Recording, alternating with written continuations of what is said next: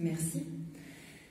Vous l'avez dit, c'est un rapport qui doit être contextualisé, mais néanmoins, et malgré le contexte particulier de l'année 2020, la situation paraît quand même toujours préoccupante. Je trouve que le chemin est encore long pour deux choses, notamment la question des emplois d'encadrement en premier lieu.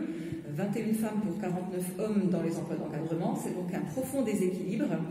Vous indiquez que les recrutements d'hommes sont majoritaires et en lien avec les compétences techniques de la collectivité, vous l'avez rappelé, et c'est bien justement cette formulation qui me gêne.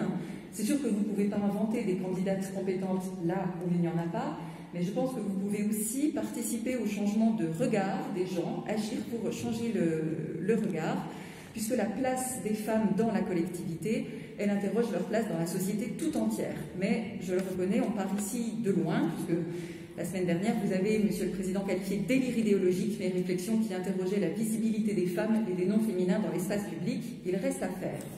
Le deuxième point, c'est la question des rémunérations. Les écarts restent très très importants, 368 € d'écart sur les rémunérations brutes annuelles entre hommes et femmes, 30% en moins pour les femmes en catégorie A. Je trouve que c'est extrêmement préoccupant et j'aimerais savoir aussi comment ça s'explique, parce que même en imaginant que... j'ai du mal à imaginer, donc justement tout cela, donc, on attend vraiment des mesures réelles fortes là-dessus. Parce que ces problèmes, c'est des problèmes d'ensemble.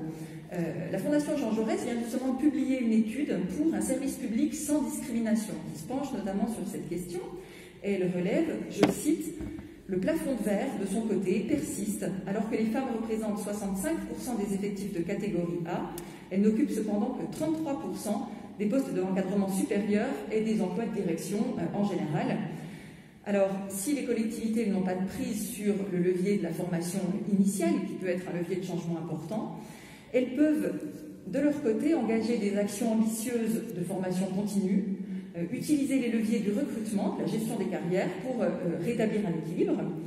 Il est sans doute possible aussi, comme on le prescrit, pour lutter contre tous les autres types de discrimination, d'accroître la diversité au sein des jurys délibérants et puis aussi de sensibiliser les jurys à ce qu'on appelle les biais implicites de recrutement.